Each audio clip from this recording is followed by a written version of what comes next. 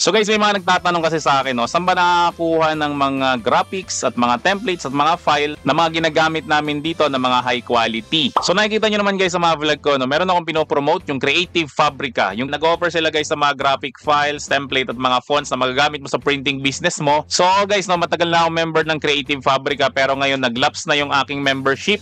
So ipapakita ko sa inyo guys, no, kung paano ba mag-member ulit sa may Creative Fabrica, no. So lahat guys ng vlog ko may makikita ka diyan na nakalagay ito. 6 million plus graphic fonts and more by Creative Fabrica free trial. So i-click lang natin to. So guys, di na ako mag-free trial, no, kasi proven na talaga tong Creative Fabrica sa akin sa ganda ng mga offer nila. So ang gagawin ko guys, so magsa-subscribe ako for 1 year for only $29.99. So mga 1,600 pesos lang yan. Pero guys, magagamit mo na yan ng 1 year. So subscribe na ako lang. Tapos ipoproceed to PayPal ko lang. So ang payment option lang talaga nila guys is PayPal lang or credit card. So kung wala kang credit card guys, maganda guys gumawa ka ng PayPal. Kasi guys yung PayPal, nagagamit yan guys sa mga international na mga transaction. Pwede may pambayad yan sa kung ano-ano. Pwede mo may pambayad yan sa may Amazon. Halimbawa, bibili ka sa online, tapos wala kang credit card guys, PayPal pwede mo siyang gamitin. So kapag ka nandito na tayo, kiklik ko lang tong agree and continue. Nakalagay is thank you, your orders been received. So ito guys, no, naging member na tayo ng Creative Fabrica.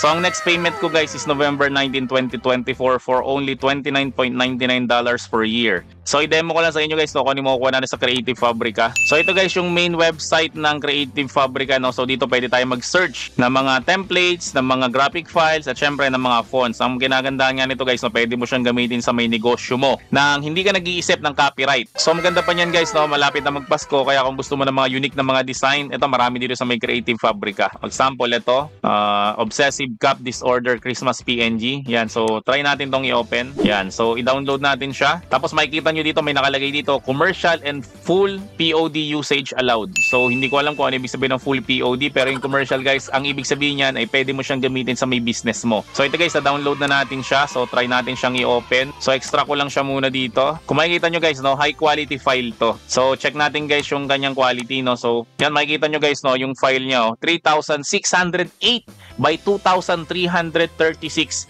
pixels. So ganun guys ka high quality yung file niya. Kasi kung magda-download kayo sa may Google, ang mangyari dyan ay either copyrighted yung file na yon, ano kaya maliliit yung mga pixel nun, o mga malalabo yung mga file na makukuha nyo. So again guys, no, kung seryoso ka sa may printing business mo at gusto mo ng mga templates, mga files, mga fonts, mga graphics, guys, inaanyayahan kita na mag-join dito sa may Creative Fabrica. So meron silang free trial, pero kung na-avail mo na guys yung free trial na yun, no, pwede ka mag-avail guys ng $29.99 lang nila.